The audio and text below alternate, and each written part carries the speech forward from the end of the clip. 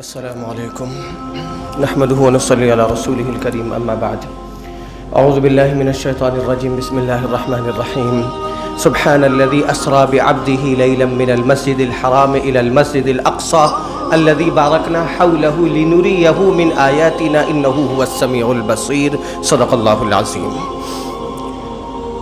واقعہ معراج کے تعلق سے گزشتہ جمعہ ہم نے کچھ تفصیل بتلائی تھی۔ دو سفر ہے، ایک سفر تو اسراء ہے، ایک سفر معراج ہے۔ ایک سفر ہے زمینی سفر، ایک سفر ہے آسمانی سفر۔ زمینی سفر کو کتابوں میں اسراء بولتے ہیں، قرآن مجید میں اسی کا ذکر ہے اس آیت پاک میں۔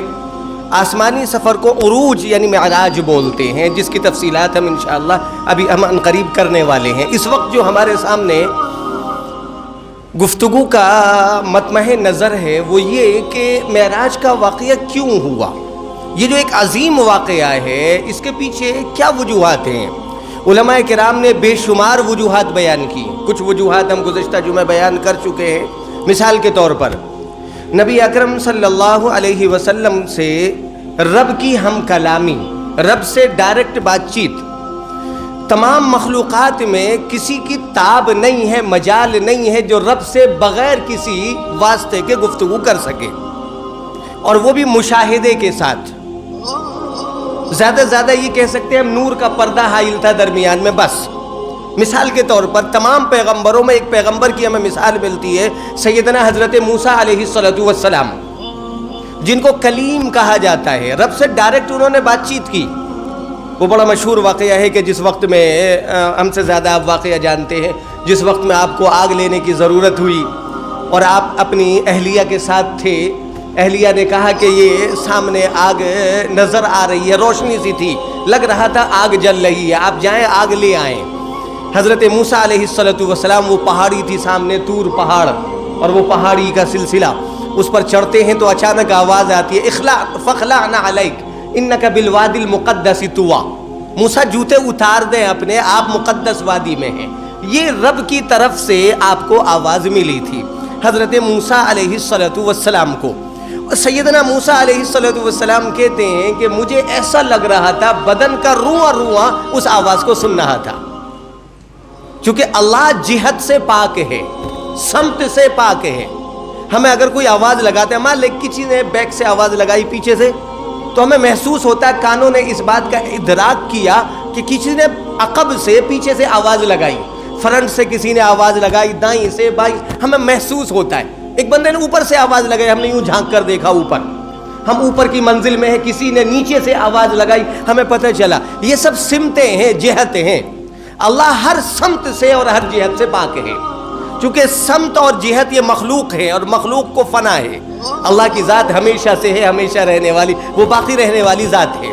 سورہ رحمان میں قرآن مجید کے اندر رب نے ارشاد فرمایا، کل من علیہا فان ویبقى وجہ ربک ذو الجلال والاکرام، ہر شے کو ایک دن فنا ہونا ہے، باقی رہنے والی ذات وہ صرف اللہ کی، وہ رب ذو الجلال کی ہے، جس کی ذات ہمیشہ سے ہے اور ہمیشہ رہے گی۔ تو اب جب وہ ہمیشہ سے ہے اور ہمیشہ رہنے والی ذات ہے تو اسے فنا نہیں ہے۔ جب فنا نہیں ہے تو اس کی ہر صفت کو، چاہے ہم صفت کلام کو لے لیں، اس کو بھی بقا ہے، فنا نہیں ہے۔ حضرت موسیٰ علیہ السلام کو اسی لیے آواز ایک سمت سے آتی محسوس نہیں ہوئی، لگا کہ ہر چہار جانب سے، اوپر نیچے ہر طرف سے، اور صرف کانوں نے ہی نہیں، جسم کے روئے نے اس آواز کو محسوس کیا۔ اور حضرت موسیٰ علیہ السلام کو وہ بڑا مشہور واقعہ ہے قرآن مجید میں کہ پھر کہا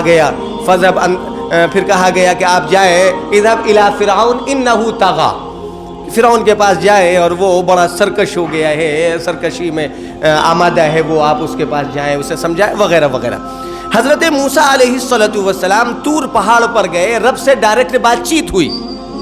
گئے تو تھے آگ لینے، بڑی اچھی بات کہی کسی نے، خدا کی دین کا موسیٰ سے پوچھئے احوال۔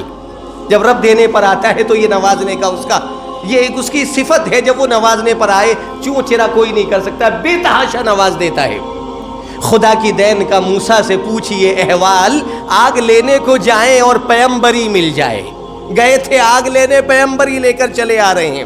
سیدنا موسیٰ علیہ السلام نے رب سے بات چیت کی، لیکن دیکھا نہیں رب کو، رب کا دیدار نہیں ہوا۔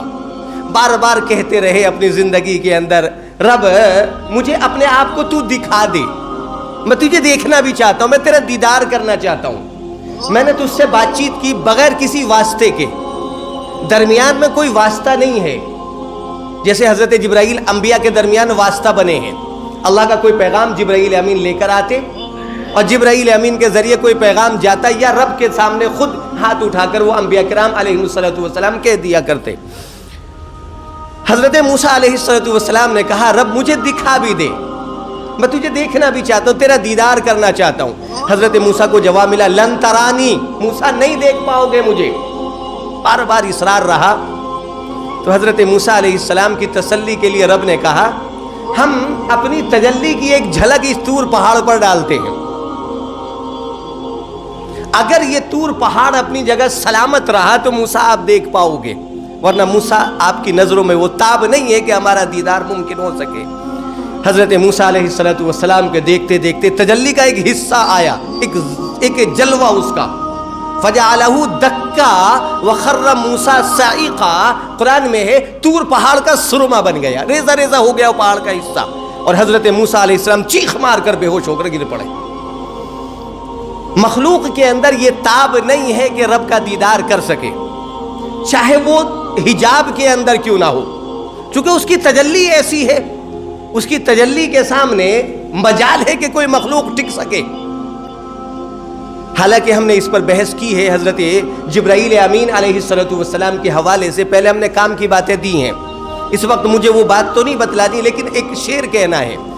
حضرت جبرائیل امین علیہ السلام کے لیے جو بڑا مشہور یہ سلسلہ ہے عوام کے درمیان، کہ حضرت جبرائیل امین علیہ السلام نے ساتھ چھوڑ دیا اور کہا کہ اس سے آگے میں نہیں جا سکتا، فروغ تجلی بسوزد پرم، اگر ایک پر کے بال برابر بھی میں اوپر گیا تو رب کی تجلیوں سے میرے سارے پر خاکستر ہو جائیں گے، جل جائیں گے۔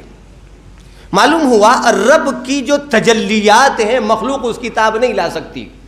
حضرت موسیٰ علیہ السلام نے بات چیت تو کی لیکن رب کو دیکھا نہیں۔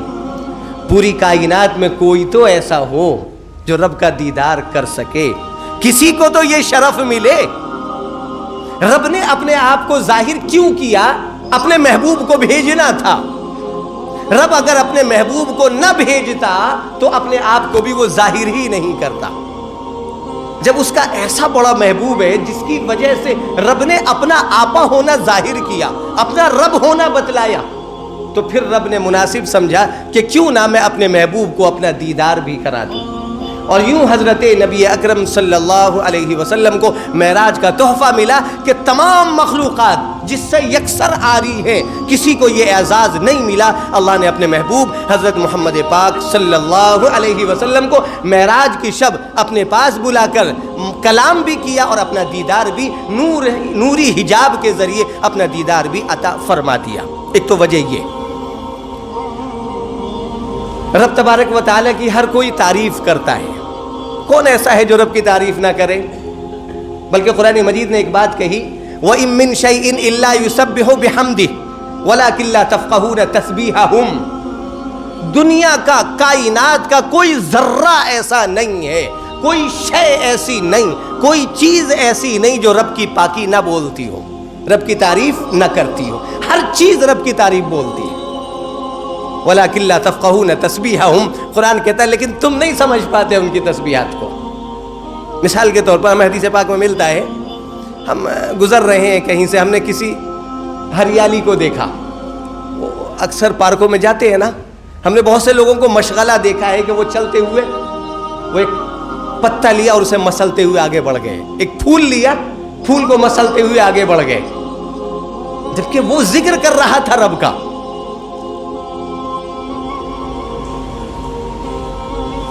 لوگ بے درد ہیں پھولوں کو مسل دیتے ہیں، ہم نے کانٹوں کو بھی نرمی سے چھوا ہے۔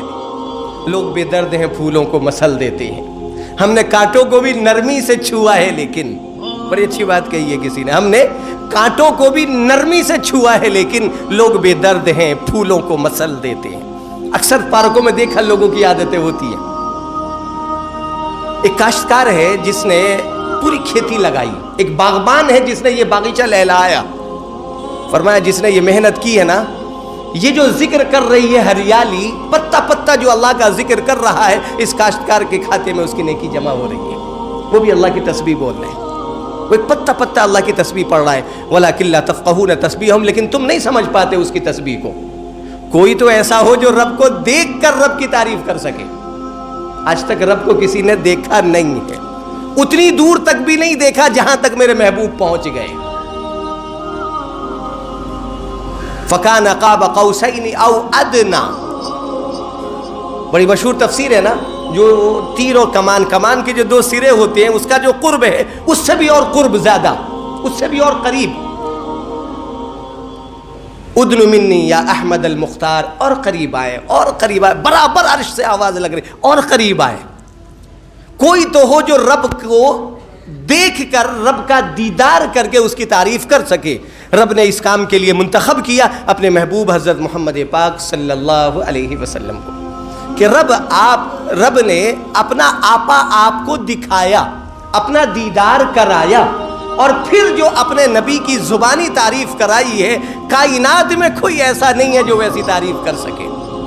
ہمارے نبی کے منہ سے جو تعریفیں نکلی ہے نا، بلکہ ایک موقع اور آنے والا ہے۔ آپ فرماتے ہیں جب ایک مرحلہ آئے گا، میں تفصیل دوں گا انشاءاللہ اسی موقع پر، ابھی بات آئے گی آگے کچھ جمعوں کے اندر کسی بھی موضوع پہ، کہ جب ایک موقع آئے گا رب جلال میں ہوگا، کوئی تو رب سے کلام نہ کر سکے گا، کوئی بات چیت نہ کر سکے گا، میں سجدے میں چلا جاؤں گا، اور سجدے میں جانے کے بعد مجھے نہیں پتا میں رب کی کیا تعریف بیان کروں گا، ایسی تعریف میری زبان سے نکلے گی رب خوش ہو جائے گا۔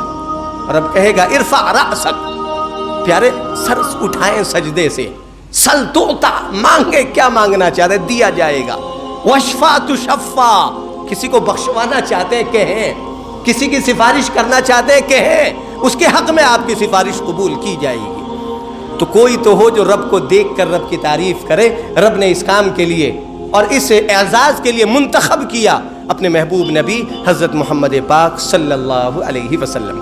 یہ ہم نے معراج کیوں ہوا، یہ عظیم معجزہ کیوں ہوا، اس پر ہم نے مختصر سی بات کی۔ مزید اس کا ایک پس منظر ہے کہ ایک تو کیوں اور کس وجہ سے، کیا کوئی حالات آئے تھے اس وقت میں کہ اللہ نے اپنے محبوب کو آسمانوں پر بلا لیا، جیسے حضرت عیسیٰ علیہ السلام کے ساتھ حالات تھے۔ ہم اس پر انشاءاللہ آئندہ پھر بات کریں گے۔ دعا کریں اللہ ہم سب کو کہنے سننے سے زیادہ عمل کی توفیق عطا فرمائے۔ وما علینا